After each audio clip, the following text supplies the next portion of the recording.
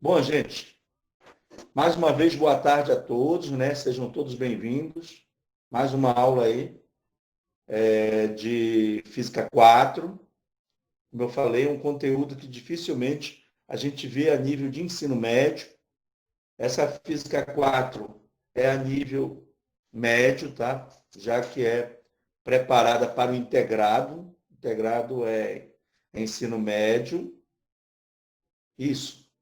E o objetivo é a gente estar fazendo a aula e gravando, como já está sendo gravada, e depois a gente disponibiliza para os demais aí alunos da turma, tá? Os alunos do integrado, tá bom?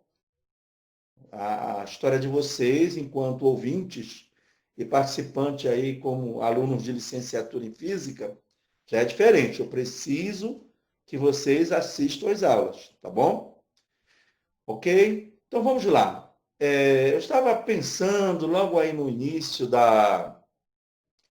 Eu estava mandando o link para vocês, disponibilizando aí o link para vocês, a respeito, né, desse assunto, teoria eletromagnética, que ela é, digamos assim, o ápice, é o cúmen do eletromagnetismo.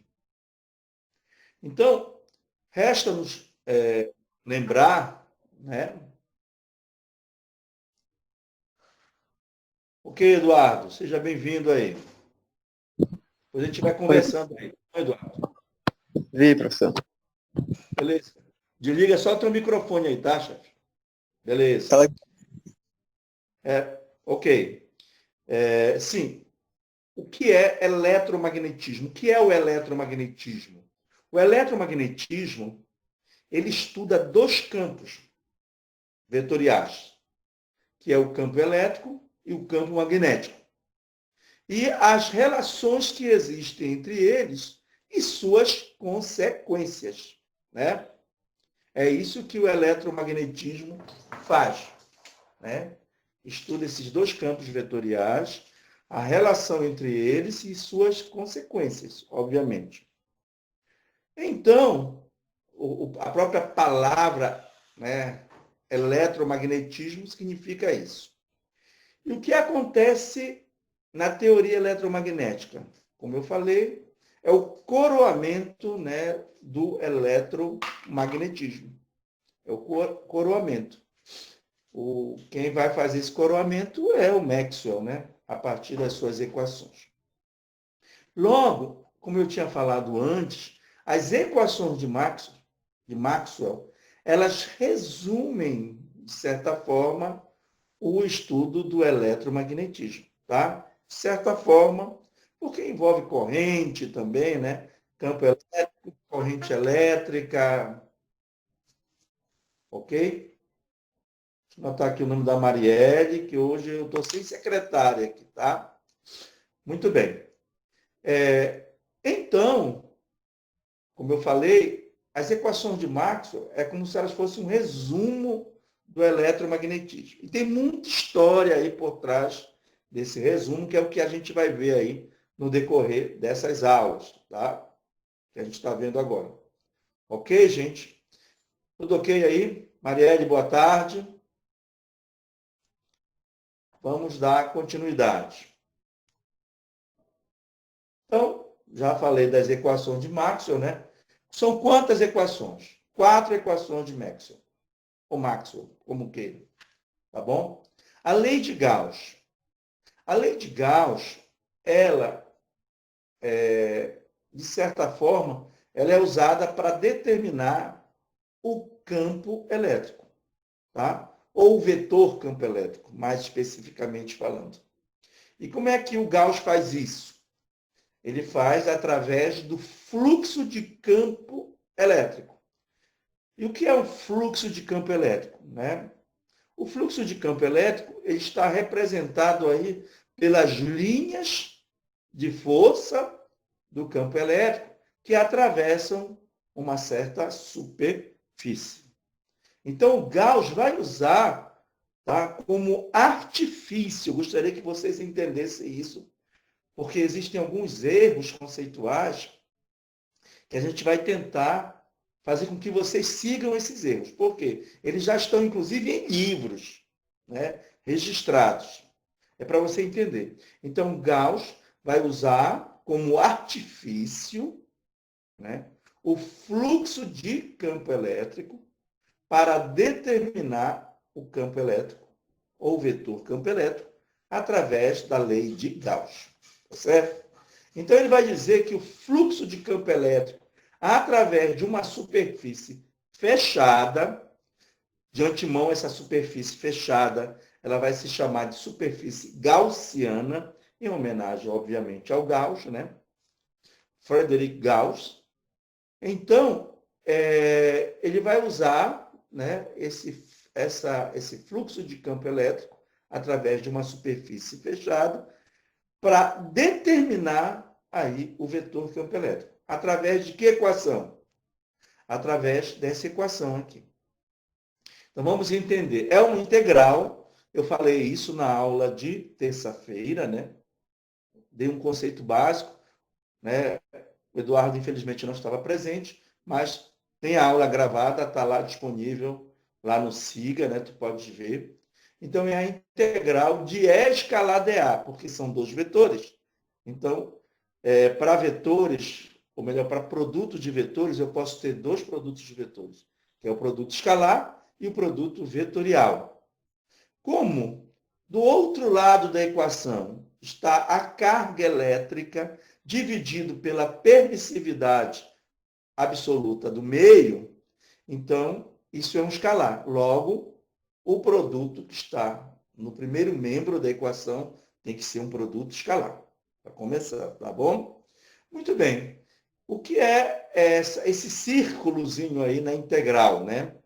Esse círculozinho na integral, ele vai dizer que é uma integral que vai ser através de um caminho todo, ou através de uma superfície, ou em todo um volume, tá bom? Então, nesse caso aí, é através da superfície. Então, fecha a superfície, a ideia da superfície fechada, superfície gaussiana. Então, o primeiro membro é aquilo que eu falei para vocês. É o fluxo de campo elétrico através de uma superfície fechada, ok? E no segundo membro está a carga que está sendo contornada, né, por essa superfície fechada, dividido por uma constante, que é a permissividade absoluta do meio. Tá bom? Então está aí a figura aí do lado, né, mostrando a cargazinha. E é esse artifício que está na figura que lá no material eu utilizo para determinar o campo elétrico ou vetor campo elétrico de uma carga ou devido a uma carga multiforme. Tá bom? Eu só estou usando essa figurinha como um exemplo, que é a mesma que eu usei lá no material de vocês, tá bom? Que eu mandei para vocês. Muito bem. Então, aí, para que serve a primeira lei? A primeira equação de Maxwell, que é a lei de Gauss, para determinação do vetor campo elétrico. Ok? Muito bem. Então, você fica imaginando, se tem uma lei para determinação do campo elétrico, né? De antemão, um campo elétrico que eu estou falando nesse momento é um campo elétrico de carga, né? Está aí a carga, ok? Então, a fonte desse campo elétrico, presta atenção nesse detalhe, a fonte desse campo elétrico aí é a carga elétrica, tá bom? Por quê, Daniel? Vai aparecer algum outro campo elétrico? Sim, é muito importante isso, tá bom? Vamos chegar lá. Vou dar spoiler, tá? Muito bem. Então, deve existir uma equação equivalente que relacione, preste bem atenção, que relacione o vetor campo magnético ou campo magnético com a sua fonte. Tá bom? Vamos construindo essa ideia aí. Muito bem. Vamos para a segunda equação de Maxwell. Nós vimos, ou já vimos falar em algum momento, que existe uma propriedade magnética que diz que os polos de um ímã, por exemplo, são inseparáveis, né? Chama-se a inseparabilidade dos polos de um ímã. Pois muito bem. Por que que os ímãs, os polos são inseparáveis? Graças a essa segunda equação de Maxwell, que eu não posso ter monopolos magnéticos. O que seria um monopolo magnético? Seria aquele que só é um polo norte ou um polo sul. Como isso não é possível na natureza, então nós temos aí uma equação que representa isso. Reparem para essa figura que está ao lado. Tá? Eu tenho uma superfície fechada também e um ímã lá dentro. O que a gente percebe? Que o número de linhas de força ou de indução magnética que entram na superfície é a mesma quantidade de linhas que sai da superfície. De tal forma que o fluxo de campo magnético através de uma superfície fechada é sempre nulo. Ok? É sempre nulo. Vejam bem, aqui que está, né, o erro que ocorre, que inclusive já está sendo até publicado em livros. Alguns autores chamam erradamente, né, desta equação de lei de Gauss para o magnetismo, né? Aí eu vou voltar lá na lei de Gauss, a primeira equação. O que foi que eu falei para vocês? Que o objetivo da lei de Gauss é determinar o vetor campo elétrico, certo? A partir do fluxo de campo elétrico. Notem que através da segunda equação, eu não tenho como determinar, tá, o vetor campo magnético ou o campo magnético a partir desta equação. Então, ela não tem o mesmo sentido, não tem o mesmo significado. Então, nesse caso, é errado chamar, apelidar, tá certo? Qualquer coisa parecida para essa equação de lei de Gauss para o magnetismo, tá bom, gente? Ela só demonstra aí uma propriedade magnética, que é a inseparabilidade dos polos de um ímã, ok? Não existe monopolo magnético. Então, gravem bem isso, tá? Para quando vocês ouvirem essa história, terem certeza de que ela não é verdadeira. Alguém teve uma ideia não muito feliz quando falou dessa forma. Aí vocês podem me perguntar, mas Daniel, existe uma equação? Existe uma equação equivalente à lei de Gauss. Vamos chegar lá. Muito bem. Nós temos agora a terceira equação de Maxwell, que nada mais é que a lei de Faraday. O que é que diz a lei de Faraday? Se o fluxo de campo magnético varia com o tempo através de uma superfície fechada, tá? Isso vai originar o quê? Uma força eletromotriz, uma voltagem. E se tem voltagem, tem campo elétrico. Mas só que esse campo elétrico não é o mesmo campo de carga. Ele é um campo elétrico induzido. Então, quando você for analisar a lei de Faraday, você tem que atentar para esse detalhe. Ou seja, nesse caso, né, a lei de Faraday, ela vai dizer que existe um campo elétrico induzido pela variação do vetor campo magnético, ou vetor, né, ou campo magnético simplesmente, né, no tempo. Então, essa que é a ideia. E a gente representa, olha só aí, novamente, né, uma integral e agora com derivada. Foi por isso que eu fiz, né, uma aula só de noções de cálculo. Tá? O que está dizendo aí? que uma integral ao longo de um caminho fechado, acho que faltou aí o caminho, tá, gente? Eu vou mandar, quando eu mandar essa aula para vocês, bem aqui, ó, deixa eu mostrar aqui para vocês, rapidinho, tá?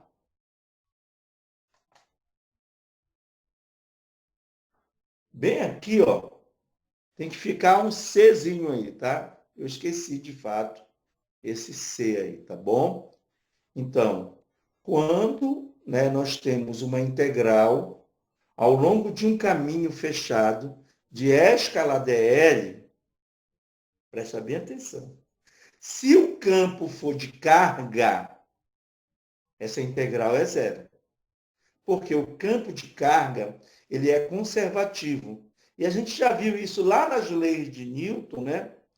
Que o trabalho realizado por um campo conservativo ao longo de um caminho fechado, né? Uma força conservativa, melhor dizendo, ao longo de um caminho fechado é zero, porque ele volta para o mesmo ponto. E no caso aí, se o campo elétrico for de carga, né, a diferença de potencial, o potencial elétrico final vai ser igual ao potencial elétrico inicial. Então, a diferença de potencial, que é a voltagem, vai ser zero. Isso em se tratando de campo de carga, que é um campo conservativo. Aqui nós temos um campo induzido. Ele não é conservativo. Tá? Então, ele não se enquadra lá na ideia newtoniana de campo conservativo. Ok? Então, existe isso? Existe. E quem é? É a taxa de variação do fluxo de campo magnético. Tá? Ou, em outras palavras, a derivada do fluxo de campo magnético no tempo. Muito bem. Aí aparece esse sinal menos aí. Eu gostaria de saber se vocês sabem por que aparece esse sinal menos aí na lei de Faraday. O Eduardo foi meu aluno, eu expliquei isso. Eu acho que é o mesmo Eduardo, né? Lá que fez Física 3 comigo, eu acredito, né?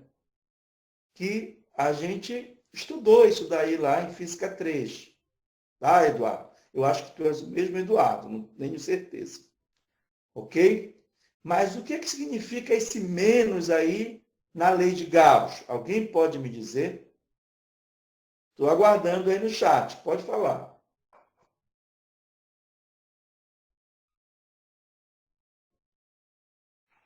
Enquanto eu tomo um cafezinho aqui, tá?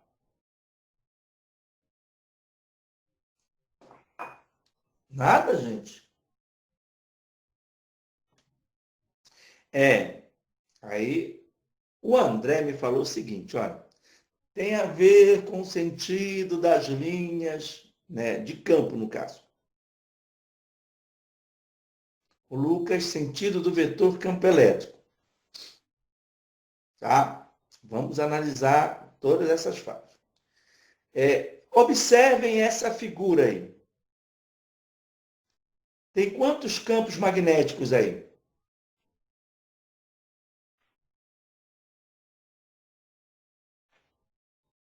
Ok, por enquanto, aquilo que eu falei, né? O importante é tu, pelo menos, ir acompanhando alguma coisa aí. O importante é a tua frequência. Vou ser assim, bem claro, tá bom? Isso depois vai estar disponibilizado aí lá no Siga para você. Muito bem. Sim, eu fiz uma pergunta para vocês. Quantos campos magnéticos temos aí na figura ao lado da lei de Faraday? 4, Lucas? Cara, olha, eu particularmente eu estou vendo 2, né? O azulzinho e o vermelhinho. Tá bom? O vermelho é o campo magnético do ímã. O vermelho é o campo magnético do ímã, tá bom? A gente chama para esse campo de campo induzido. Certo? Não, errado. O vermelhinho, que é o campo do ímã, é o campo indutor. Tá bom? Então, esse aí é o campo indutor. Tá bom? É ele que vai induzir o surgimento dessa corrente aí na espira, tá bom? Na verdade, é a variação dele. Por quê? Porque nós temos aí, preste bem atenção, nós temos aí o ímã em movimento. Então, o fluxo de campo magnético através da espira está variando com o tempo.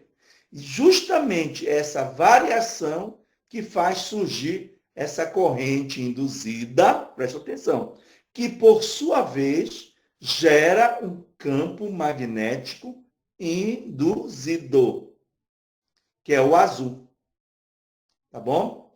Então, essa corrente, se o ímã parar, desaparece tudo. Desaparece aí o campo induzido, desaparece a corrente, tá bom? Bom, então, o que a gente percebe aí? Né?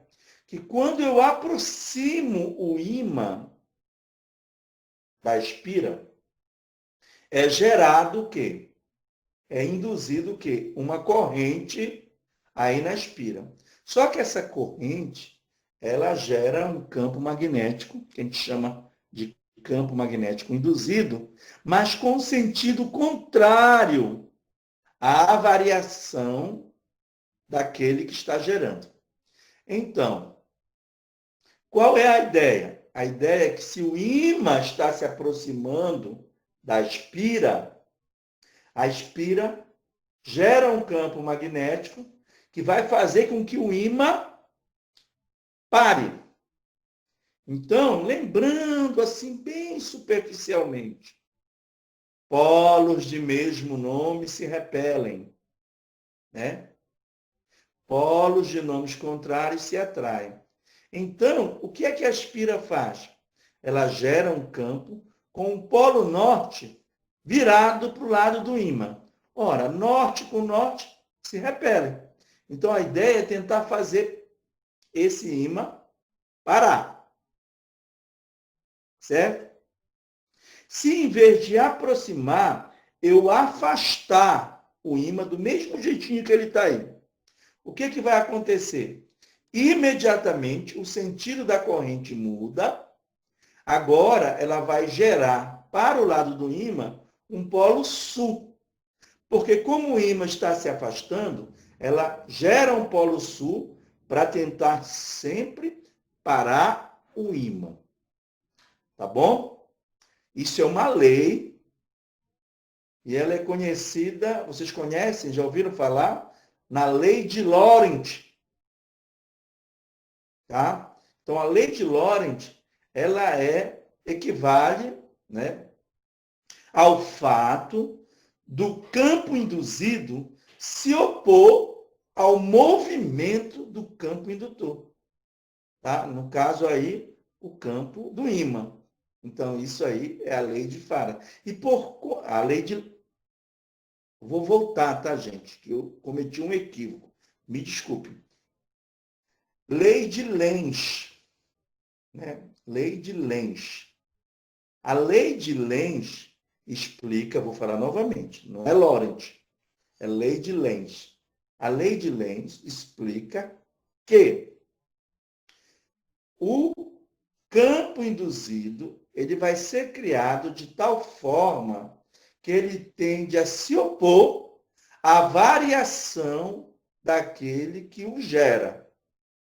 Então, se o ímã está se aproximando, ele cria um polo norte aí na espira, né, para o lado do ímã, para tentar parar o ímã, ou seja, repelindo. Se o ímã vai se afastar, ele rapidamente cria um polo sul para atrair o polo norte, com o objetivo de parar o ímã. Então, isso é a lei de Lenz, tá? Lei de Lenz, não é a lei de Lorentz, tá? Me perdoem. Ok? Muito bem, então esse é o menos. Então, aí nós temos, né, uma importante ideia para os geradores. Eu vou só colocar para carregar aqui o meu computador. que ele está descarregando. Ok? Já está ok. Muito bem. Então, se o ímã parar... Ah, certo, né? Se o ímã parar, o campo induzido, tá, Lucas? O campo induzido deixa de existir. Porque é exatamente esse movimento dele que faz o campo induzido muito bem, tá? É isso mesmo. Tá bom? O campo induzido desaparece. O indutor, como o ímã vai continuar aí, o campo dele não vai desaparecer, tá bom? Só se ele deixar de ser magnético. Ok? Beleza? Muito bem. Deixa eu tomar mais um gole de café aqui. Muito bem. Vejam, portanto, que até agora não apareceu uma equação equivalente à lei de Gauss para o magnetismo, tá? Equivalente, tá bom? E qual seria, mais uma vez, aquela que permite calcular o campo magnético a partir da sua fonte. Aí vem a grande questão que já está demonstrada aí nesta equação correspondente à lei de Faraday.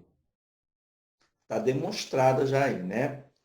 Aí nessa figurinha, o que é que faz surgir um campo magnético na espira? A corrente elétrica. Isso é o geral, tá? Logo, a corrente elétrica, ela é uma fonte de campo magnético. Tanto é, né, que existe aí, né, a corrente elétrica, ela possui 5 efeitos. Um desses efeitos é o efeito magnético, que diz o quê? Que a corrente elétrica, essa que nós conhecemos, essa que dá choque, né? Quando passa através de um fio condutor, ela cria ao redor, né, um campo magnético. É a chamada experiência de Oersted. Então, o Oersted foi aquele cara que fez uma experiência, né? Porque percebeu que quando a corrente passou no fio elétrico, né? No fio condutor, ele viu a agulha da bússola que estava próximo se alterar. Olha, a bússola funciona graças ao campo magnético, não é isso? Então, por que alterou com a corrente? Porque a corrente gerou um campo magnético também, que interagiu com o campo magnético da Terra, digamos, né? E deu um resultado diferente lá na bússola. Pronto. Explicado, isso foi um grande salto para a eletricidade, tá? A experiência de Oersted. Muito bem. E agora? Mas qual é a lei que explica, né, que determina, melhor dizendo, o campo magnético a partir da fonte, né, que a gente já está dizendo que é a corrente elétrica. A corrente elétrica passando através de um condutor, ela gera um campo magnético. Tá bom? Muito bem. É a lei de Ampère. Muito bem, está aqui a lei de Ampère. Aí já aparece como lei de Ampère-Maxwell. Então, a lei de Ampère é aquela lei, inclusive tem lá no material de vocês, eu utilizo só a lei de Ampère para determinar, né, o campo magnético de um fio reto de tamanho infinito. Fio reto muito longo. Eu demonstro lá no material de vocês isso. Ok? Muito bem. Então, a lei de Ampère é isso, tá? Só que Maxwell verificou o seguinte, vamos analisar aqui. Isso aqui é um capacitor, essa figura, né? Um capacitor é formado por dois condutores que a gente chama de armadura do condutor. Então, está aqui a armadura indutora, que está carregado com uma carga Q, e a armadura condensadora, que está carregado com uma carga menos Q, ou seja, por indução eletrostática. Só que entre essas duas armaduras existe um meio isolante, que também conhecemos como meio dielétrico. E nós sabemos que a corrente propriamente dita, aquela que nós estamos acostumados, tá bom? Aquela que dá choque, etc., ela não passa no meio isolante. Ela só passa no meio condutor. Certo? Bom, o que acontece num capacitor quando ele está carregando ou descarregando? O que acontece com o capacitor? Bom, vem aqui, ó, a corrente elétrica, tá bem aqui ela. Estou mostrando aí para vocês. Ela só vai poder chegar, a corrente elétrica, essa que dá choque, tá? A gente chama de corrente de condução. Essa corrente elétrica, ela só pode chegar até a placa, que a placa também é condutor. Mas ela não passa através do capacitor. Então, o Maxwell descobriu, tá, que esta corrente, ela passa através, porque ela vai aparecer aqui do outro lado, ó, é a chamada lei da continuidade, ela aparece do outro lado, em virtude de que lá no dielétrico vai surgir uma corrente que ele chama de corrente de deslocamento. Foi ele que deu esse nome. Corrente de deslocamento. Então, é por isso que, quando a gente vai analisar esta quarta equação, que é a lei de Ampère-Maxwell, vai aparecer um termo a mais na equação. E esse termo nada mais é do que a corrente de deslocamento. Então, tá aí, ó. Vejam, né, como ela é muito parecida com a lei de Gauss. Por quê? Aqui na lei de Gauss, eu tenho uma integral que envolve o vetor campo elétrico. Tá bom? Do lado esquerdo. E aqui, na lei de Ampère, eu tenho uma integral que envolve o campo magnético. No caso da lei de Gauss, o que está do lado direito da equação? A fonte, que é a carga, dividido por uma constante. Quem é que está do lado direito da lei de Ampère-Gauss? A corrente, que é a fonte de campo magnético, multiplicada por uma constante. Tá bom? Só que esse termo que o Maxwell acrescenta da corrente de deslocamento também gera campo magnético, né? Então, está aqui o outro termo. Esse termo foi acrescentado por Clerk Maxwell, ok? Muito bem. Então, com isso, vejam que o Maxwell só faz demonstrar o que já se conhecia até a terceira equação. Mas na quarta equação, nessa minha relação que está aqui, né, na lei de Ampère-Maxwell, ele complementa a lei de Ampère. Então, isso é muito importante, porque se nós não tivéssemos esta corrente de deslocamento, tá, fora de um meio condutor, não existiria campo magnético. Ou seja, algo contrário àquilo que nós conhecemos sobre campo magnético. Eu não preciso de um meio condutor para ter campo magnético. Tá certo? Basta essa corrente de deslocamento, ela vai ser a variação do campo elétrico, né, no tempo. Então, campo elétrico no tempo, tá bom, gente? Ela vai estar relacionada com isso. Então, dessa forma, nós resumimos todo o eletromagnetismo, né? E de posse dessas equações, nós vamos entrar na teoria eletromagnética, tá bom? Bom, de antemão, tá? A gente só vai trabalhar aqui radiações eletromagnéticas no vácuo.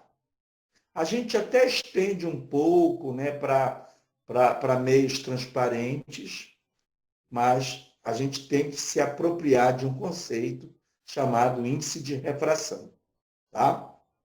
Mas a gente vai trabalhar. Ah, sim, eu poderia ter uma radiação eletromagnética em meio condutor? Poderia. Ela interagindo com o meio condutor? Poderia. É isso que explica a reflexão da luz. Olha só que coisa bela, né, gente? Isso que explica a reflexão da luz numa superfície metálica. Por exemplo, o espelho que você tem em casa, que é de prata, né? Então, a luz, que é uma radiação eletromagnética, sofre reflexão nesse tipo de material. Tá bom? Mas isso é uma outra história, é um aprofundamento maior. O que eu vou trabalhar, basicamente, é a radiação no vácuo, tá bom? Então, vamos dar continuidade aqui. Radiações eletromagnéticas no vácuo. Bom, primeiro, o vácuo é um meio isolante, portanto, não vai ter corrente de condução. Olha só.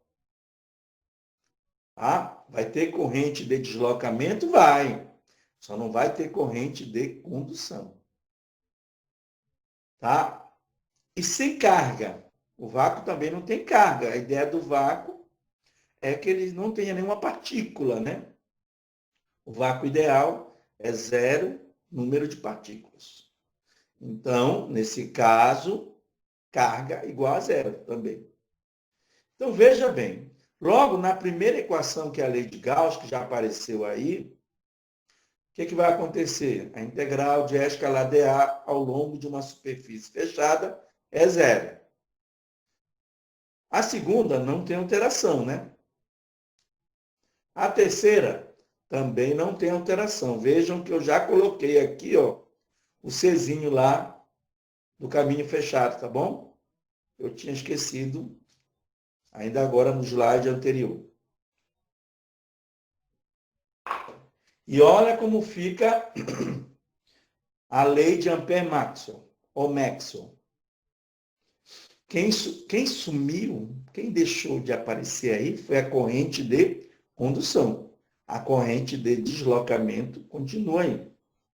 Então, no meu ponto de vista, tá? No meu ponto de vista, é uma opinião minha, a gente faz isso em física. Quem faz pesquisa em física, o Maxwell, ele levou a lei de Ampère como ela estava antes. Só que quando ele chega na teoria eletromagnética, ele percebe que vai faltar termo para poder explicar a propagação de uma radiação eletromagnética. O que é que ele vai fazer? Ele vai se apropriar da lei da continuidade, criar esse termo, que é a ideia da corrente de deslocamento, né? Volta para cá para depois seguir em frente. Ele recua, analisa a ideia a partir da lei da continuidade, cria a corrente de deslocamento e volta a seguir. E aí deu certo. Né? Aí você vai perguntar, mas por que deu certo? É um outro ponto de vista meu, que eu comecei a falar na terça-feira, mas quando o Iago entrou, aí eu acabei esquecendo de finalizar, que é o brilhantismo da teoria eletromagnética, é o sucesso da teoria eletromagnética. Tá bom? Então vamos lá. Utilizando, esse daqui é o pulo do gato, né? Eu não vou entrar nesse detalhe, mas quando vocês forem lá estudar Física 3, eletromagnetismo, né? Tomara que o professor chegue lá nesse ponto, tá bom? Utilizando as propriedades do cálculo vetorial, aplicada às equações acima, e considerando a propagação da onda ao longo da direção x, obtemos a equação da onda representada pelo campo elétrico, a qual é dada por. Ou seja, o que significa isso? Como são dois campos, o campo elétrico e o campo magnético, eu posso utilizar um ou outro para, né, explicar a propagação da radiação eletromagnética. E geralmente a gente usa o campo elétrico. O campo elétrico ele é bem mais simples que o campo magnético. No que eu me refiro à matemática dele, tá bom? Então, eu prefiro usar o campo elétrico, mas tem muito autor que usa o campo magnético. Isso é uma escolha de cada um. Mas eu vou demonstrar aqui que eu posso também obter, tá, a equação, ou melhor, a função de onda para o campo magnético, a partir da equação da onda. Então, aquilo que nós já falamos anteriormente, né? Tem uma equação de onda, né? E a solução dessa equação, que é uma equação diferencial de segunda ordem, etc, etc, etc. Ok? Que nós vimos lá no estudo das ondas, tem uma muito parecida para a equação da radiação eletromagnética. Ela que explica o movimento da radiação eletromagnética. No caso aqui, eu tenho a radiação ao longo do eixo X, então é a variação dos campos com X e T, no caso. Ok? Então é muito parecida com aquela que a gente viu lá na parte de ondulatória, né? E é exatamente aí que eu vou entrar com a comparação. Por quê? Lá naquela equação, no segundo membro, que envolve a derivada parcial em relação ao tempo, derivada segunda, né? Aparece 1 sobre v quadrado, onde v é a velocidade de propagação da onda, também conhecida como velocidade de fase. É a velocidade da onda propriamente dita, tá bom? E quando a gente faz a comparação daquela equação com esta aqui, que é da radiação eletromagnética, da onda eletromagnética, a gente obtém essa expressão que está aí. V nada mais é do que a raiz quadrada de 1 sobre μ epsilon. O que é o μ, gente? É a permeabilidade magnética do meio. Ou seja, é uma característica magnética do meio. O que é o epsilon? É a permissividade absoluta do meio. É uma característica elétrica do meio. E eu posso calcular a velocidade a partir dessa expressão, quando eu comparo as duas equações. Da onda progressiva, no caso, progressiva senoidal, com a onda da radiação eletromagnética. A equação da onda da radiação eletromagnética. Então, se a gente usar os valores para o vácuo, né? O μ vale 4π vezes 10 a menos 7 Tesla metro por ampere, unidade do SI, né? No vácuo. E o epsilon, 8,85 vezes 10 a menos 12 farad por metro. Tá bom? Quando eu uso essas duas constantes, o que é que a gente vai obter? A velocidade de propagação da luz no vácuo. E vai dar quanto? 3 vezes 10 à oitava metros por segundo. Então, vejam, a partir da teoria eletromagnética, né, o Maxwell ele consegue determinar aí a velocidade da luz. Né? A luz é uma radiação eletromagnética no vácuo. Então, para mim, Daniel Palheta, é o sucesso da teoria. Tá bom? Do meu ponto de vista. Esse foi o sucesso da teoria. Porque já vinham algumas experiências aí para determinar a velocidade da luz, né? E já sabia que ela era altíssima, né? Até o Galileu tentou medir, né? Imagina, né? O Galileu tentar medir a velocidade da luz. Galileu Galilei. Mas claro que não tinha instrumento para isso. Mas já vinha já se aproximando de um valor muito grande. E está aí o sucesso da teoria, no meu ponto de vista. Então, se não fosse aquele termo lá de corrente de deslocamento, nós não chegaríamos aqui, tá, gente? Então, é isso, por isso que eu acredito também que o Maxwell ele fez isso, né, lá, cria, já que ele já tinha chegado e não tinha alcançado o sucesso. E dessa forma ele alcançou. Bom, só que uma equação diferencial tem solução. No caso, a solução aí é um campo elétrico, variando com a posição x e o tempo t. E, como não deveria deixar de ser, a solução ela é harmônica, né? Uma solução oscilante. E deu um cosseno, que é a mesma coisa que o seno, a gente já sabe que é só mudar a fase, a constante de fase, eu transformo isso daí num seno. Ou seja, a solução é harmônica. Né? Então, algo parecido com o que nós já tínhamos visto também lá em ondas, está aqui, né, para a onda ou radiação eletromagnética. Aonde? O K, presta bem atenção, né? Não vai confundir com o kappa, que é a letra grega. O K é 2π sobre lambda. 2π sobre lambda é o número de onda, tá? E o módulo do vetor de onda. A gente já falou disso para vocês lá atrás, né? Então, o K é o número de ondas. A unidade deles é o inverso da unidade de comprimento. No SI, no caso, é metro a menos 1, e no CGS, centímetro a menos 1. E o ômega, 2πf, que é a frequência angular da onda.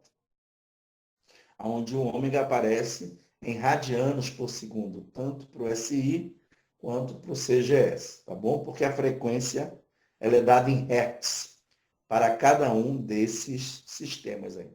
Então, nós temos aqui já, né, o sucesso da teoria, já aparece aqui uma função, que é o campo elétrico, né? Resta-nos saber. Mas também existe aí, junto com o campo elétrico variando no tempo, existe aí também o campo magnético variando no tempo.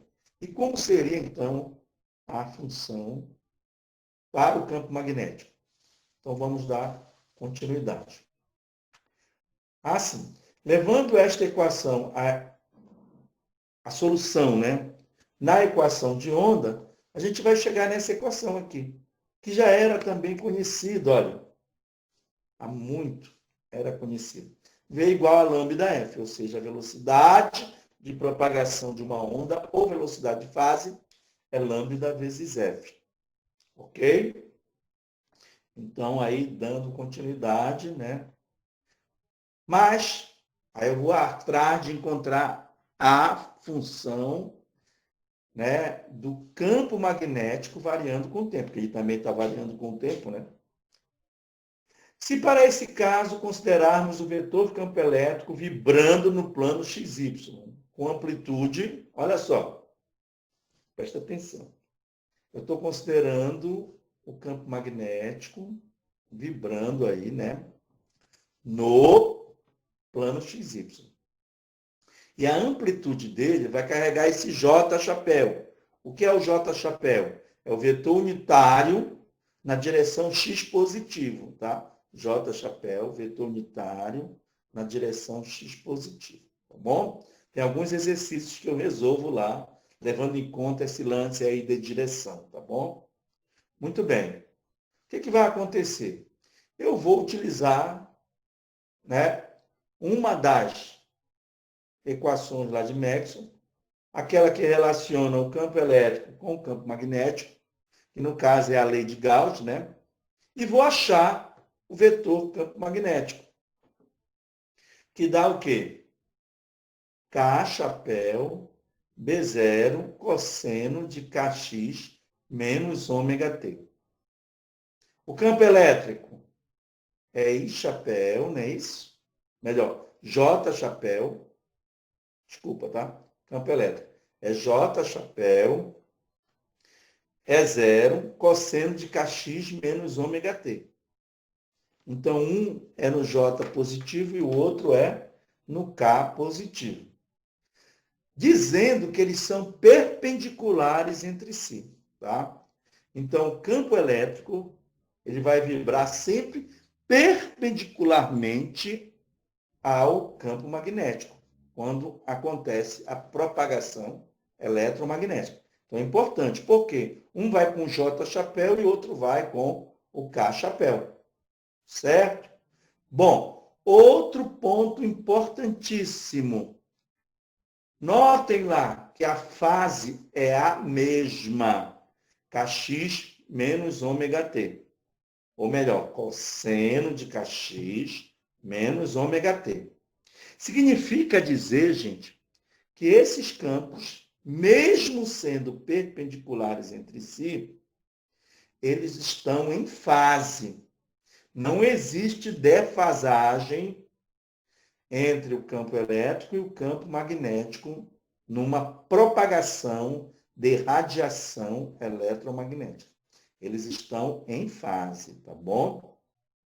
Bom, olha só essa relação. Essa relação eu sempre estou usando na solução dos exercícios, tá? Que diz que o campo magnético é o campo elétrico dividido pela velocidade. Tá bom? Em módulo, estou falando de módulo, aqui é amplitude, mas pode ser também outras situações sem que seja amplitude. Então, B é igual a E sobre V, sempre. Se essa propagação for no vácuo ou no ar, a velocidade vai ser C, né? Que é o 3 vezes 10 oitava metros por segundo. Ok? Então, essa relação aí ela é importante para a gente fazer essa combinação do campo magnético com o campo elétrico, tá bom? Então, não esqueçam disso. Como os vetores, está aqui, né? Acabei de explicar isso, como os vetores, campo elétrico e indução magnética, ou campo magnético, pode ser a mesma coisa, tá?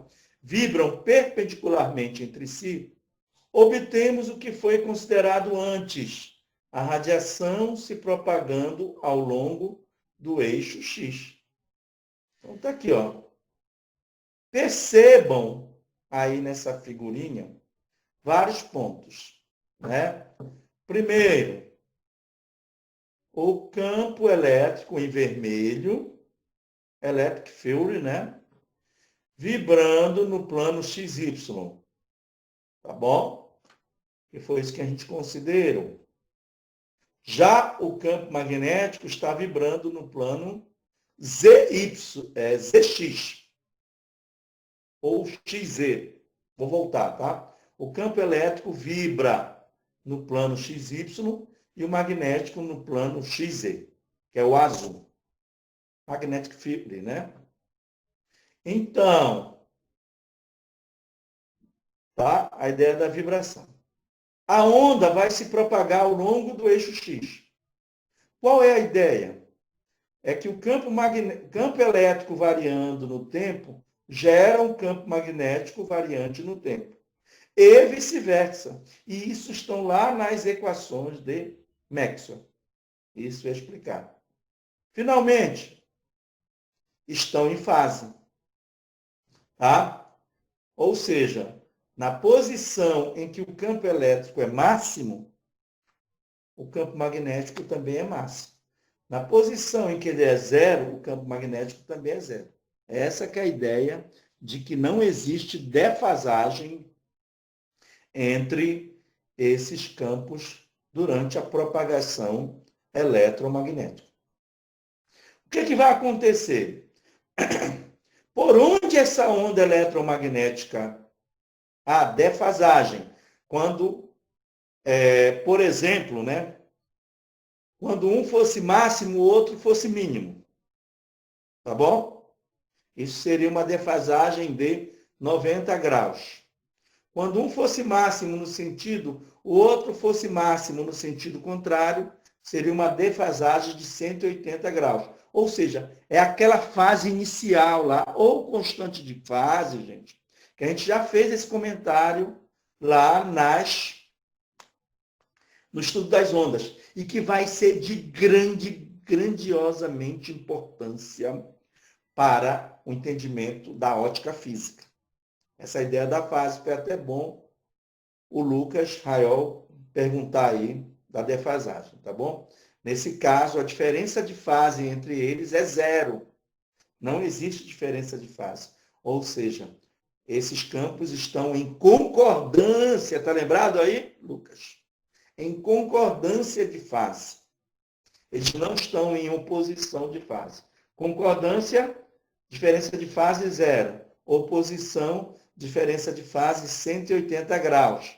Está lembrado disso lá do estudo de ondas? Me lembrei agora que a gente pode usar aquela ideia de concordância e oposição de fase. Ok, gente? Muito bem. Ok, Lucas?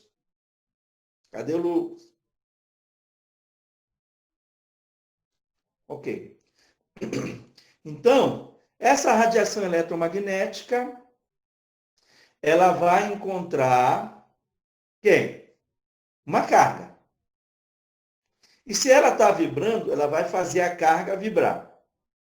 Vamos imaginar que esta carga que está aí, olha que uma coisa vai se complementar agora, que essa carga que está aí é a carga de uma antena, tá?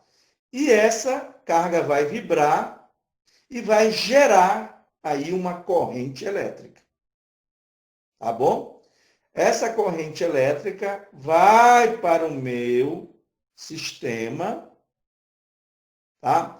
Se existir aí uma proximidade das frequências do meu sistema, né? Vamos lembrar aí do oscilador harmônico forçado, tá? Só para a gente comparar. Se houver, mas lá é mecânico, né? Eu estou falando já eletromagnético. Se houver uma proximidade das frequências, o meu sistema ele vai entrar em ressonância com o sinal eletromagnético.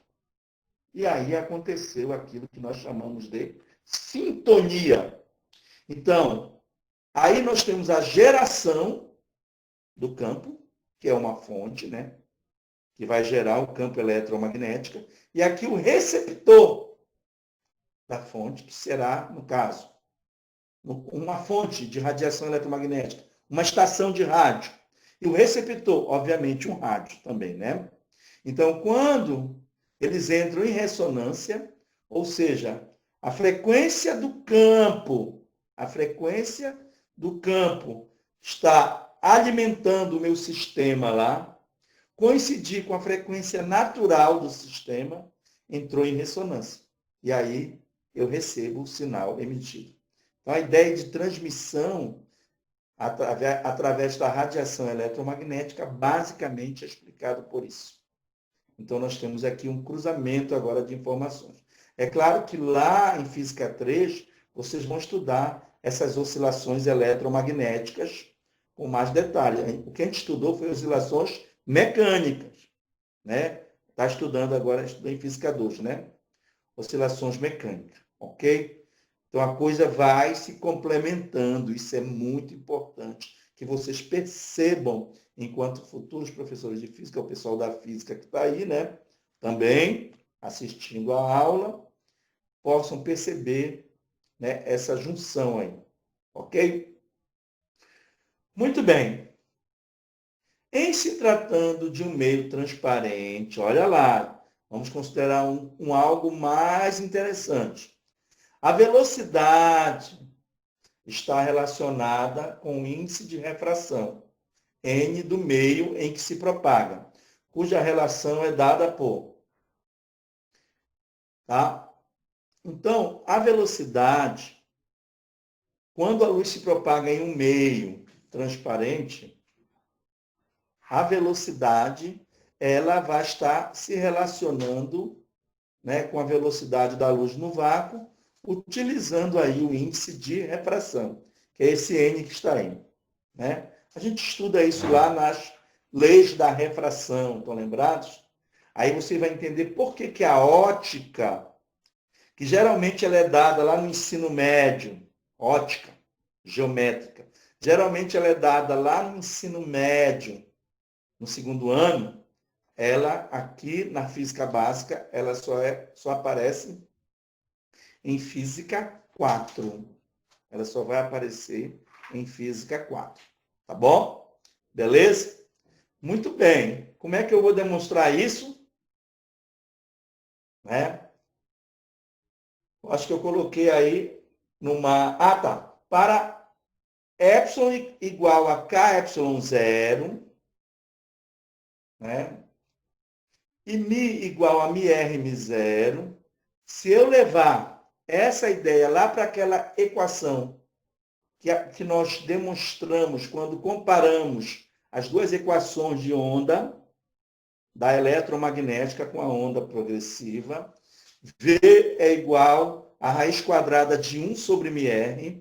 Se eu levar isso para lá, eu vou obter, olha que coisa maravilhosa, eu vou obter o índice de refração, gente, dado pela raiz quadrada de μr kappa, onde kappa é a constante dielétrica do meio, ou seja, uma propriedade elétrica do meio, enquanto que μr é a permeabilidade relativa do meio, ou seja, uma característica magnética do meio.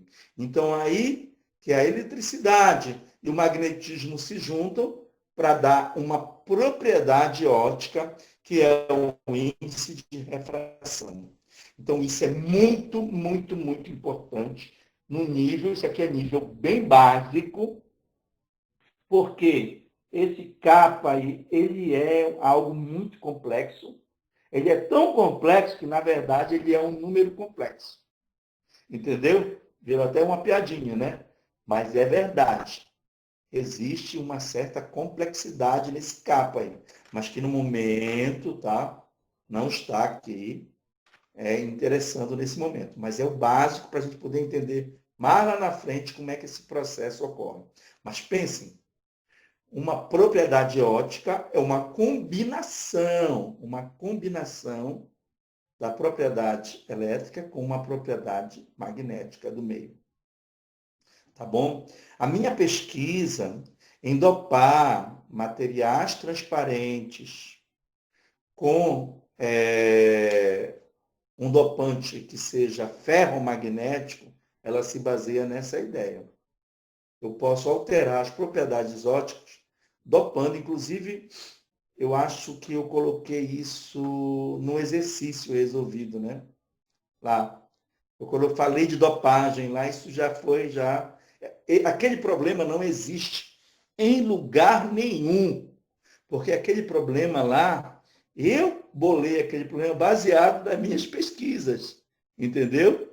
Então é fundamental isso aí, né, que vocês entendam que isso é baseado, né, porque eu comecei a estudar as propriedades ópticas, depois eu fiz isso no meu doutorado, estudei propriedades ópticas, apesar de que o meu doutorado ele não é em óptica, eu uso a ideia da óptica quântica para poder desenvolver um modelo matemático, mas eu cheguei a publicar, tá, em óptica. Eu fiz medidas, eu tenho medidas de propriedades ópticas.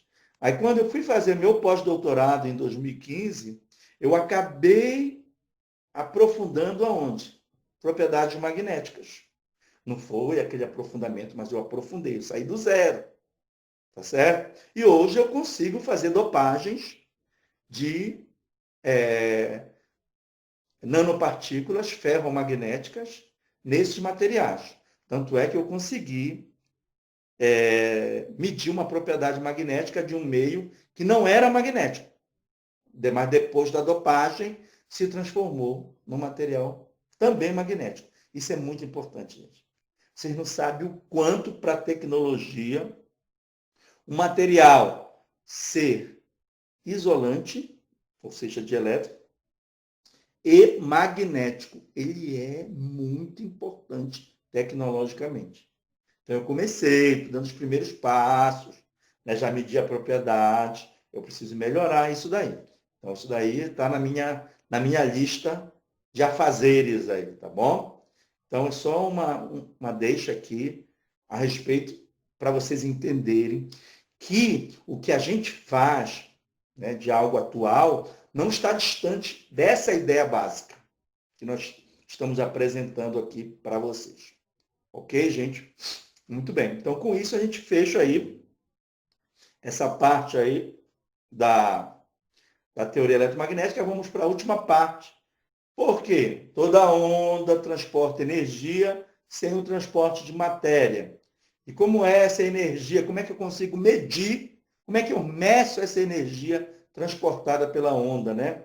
Se vocês tiverem alguma dúvida disso, né, é só aproximar, né, a tua mão de uma fonte térmica que está emitindo o quê? Radiação eletromagnética, e na sua grande parte infravermelho, já falamos disso, né, na propagação do calor. Olha só como as coisas vão se juntando, né?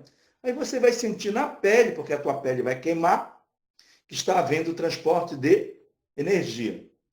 Né? Falei lá da lei de radiação, que é a lei de Stefan Boltzmann, que determina que a intensidade da radiação, a partir da lei de Stefan Boltzmann, ela é diretamente proporcional à quarta potência da temperatura absoluta. Falamos isso lá na propagação do calor. E agora vamos ver como é essa intensidade de radiação eletromagnética de maneira geral. Tá bom? A ideia aqui é o geral. Tá legal? Muito bem. Transporte de energia eletromagnética. Vamos começar falando de densidade de energia. Isso lá em Física 3, vocês vão ver, tá bom? A gente faz uma relação da densidade de energia, ou seja, a densidade de energia é aquela que eu posso utilizar para calcular a energia total. Densidade de energia, sim, média, seria o quê? A energia dividido pelo volume. É igual a densidade de massa. Densidade de massa é a massa dividida pelo volume, não é isso? Então, densidade de energia é a energia dividido pelo volume, ok? Então, a gente chega nessa equação que está aí e percebe aquilo que eu já havia falado antes para vocês, que a energia depende de quem?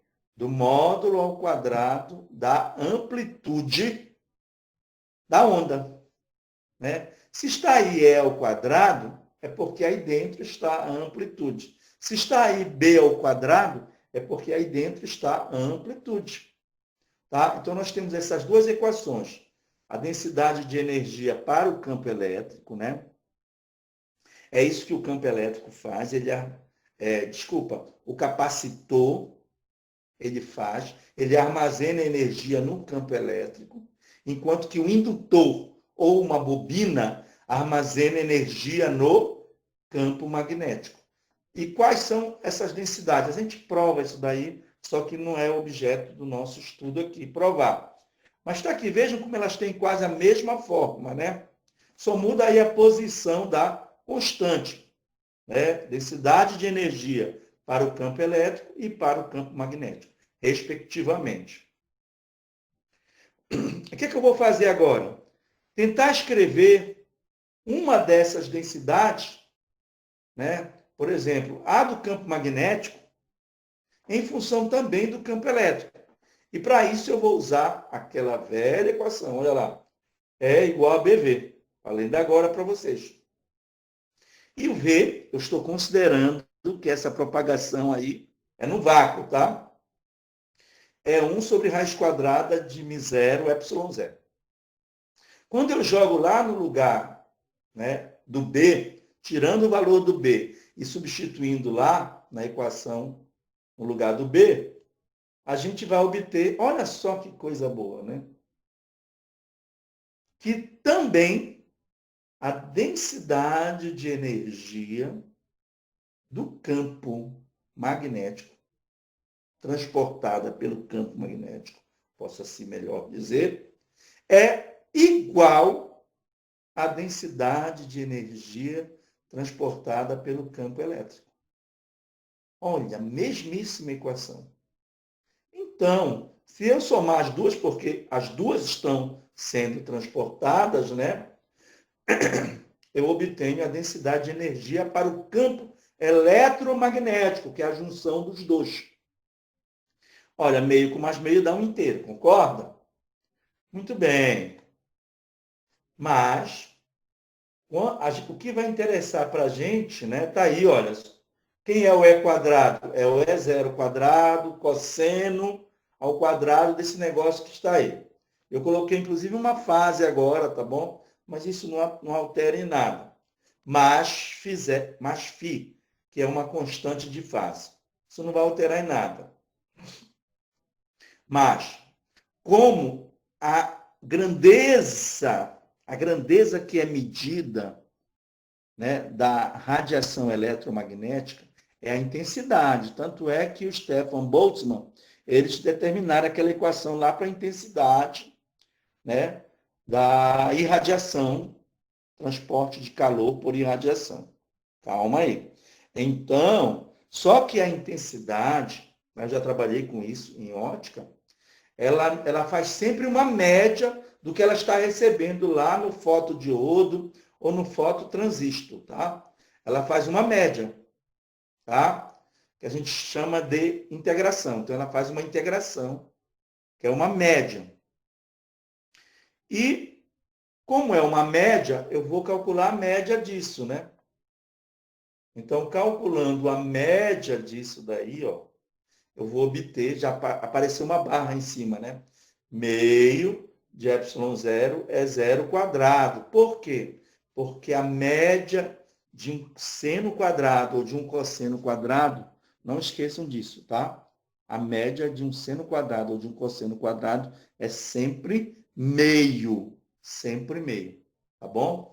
Então, nós obtivemos aí quem? A densidade de energia do campo eletromagnético, essa densidade de energia média, meio de ε0 é zero ao quadrado.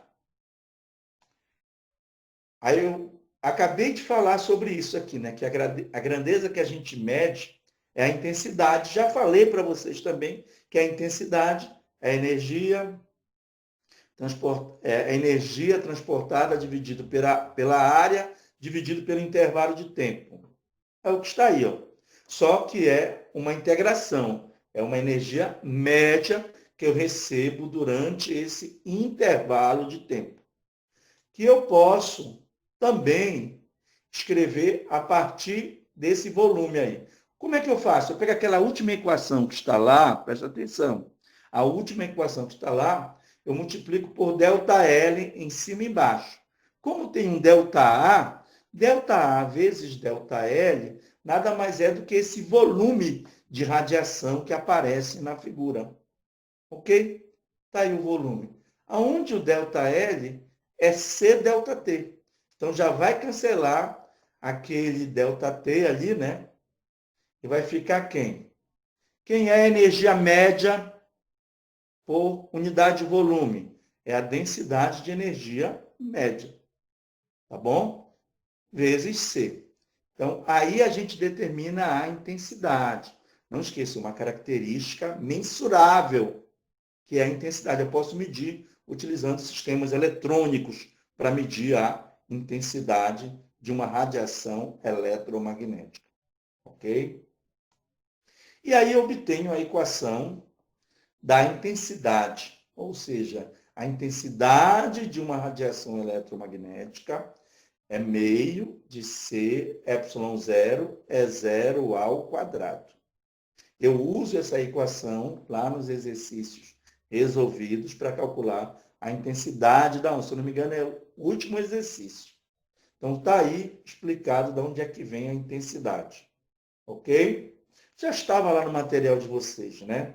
No sistema internacional, né, a intensidade é watt por metro quadrado. Lembrando também que a intensidade pode ser a potência de saída dividido pela área, né? Por quê? Porque energia dividido por intervalo de tempo é potência. Ok, gente? Então, a gente obtém aí a unidade de intensidade, watt, unidade de potência, por metro quadrado, unidade de área. Ok? Podemos obter, aqui que vem o pulo do gato. Quem é o cara responsável pelo transporte de energia?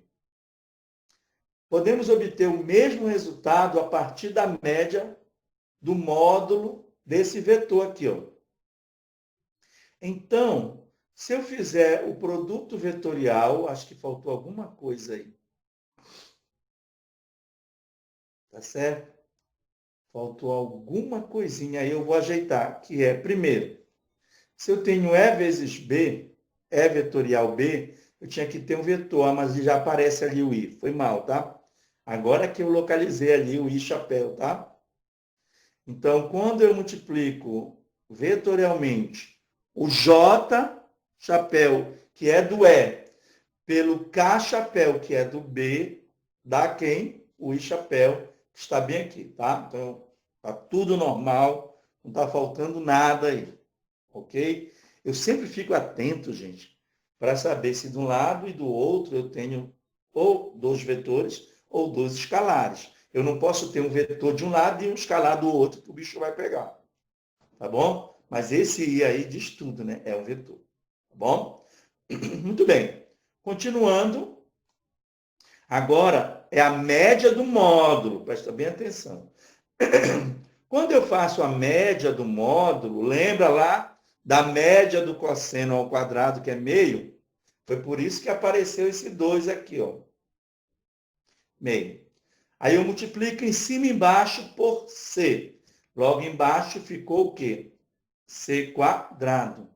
O inverso de C quadrado é μ0, ε0. Aqui, ó.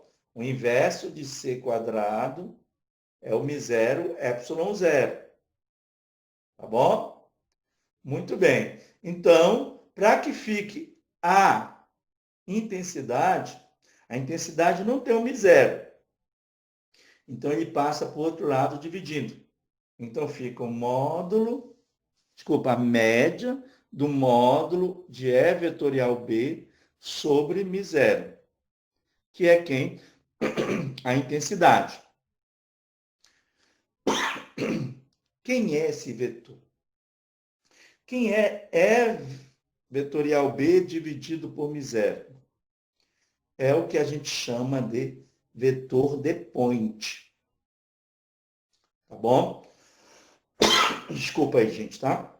É justamente o vetor de point que faz o transporte de energia de uma radiação eletromagnética. Então, se alguém um dia lhe perguntar quem é responsável pelo transporte da energia eletromagnética, resposta: vetor de point. Tá? Esse cara, representado pela letra S, é vetorial B sobre μ0. E aí eu já vou deixar só uma deixazinha aí, tá? Bem simples. Que o B dividido por μ0 é o H. Por que existe diferença entre o B e H? Ora, o B ele é o vetor indução magnética. Ele representa o campo magnético? Sim, representa o campo magnético, só que ele é o vetor indução magnética. Ele depende do meio. O H é o vetor campo magnético. Ele não depende do meio, tá bom? O H não depende do meio. Então, também pode aparecer E vetorial H. Vocês vão entender com mais profundidade, né, quando vocês forem ver lá em Física 3. Ok? Então, concluímos. A intensidade da radiação eletromagnética é dada pelo valor médio do módulo do vetor de point.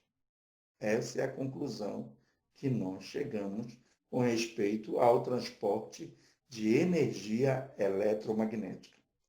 Então, com isso, gente, a gente termina aí, né, essa parte de equações de Maxwell e radiação eletromagnética. Vou pedir aí para o André parar a gravação, tá, André? Ok, André? Quando tiver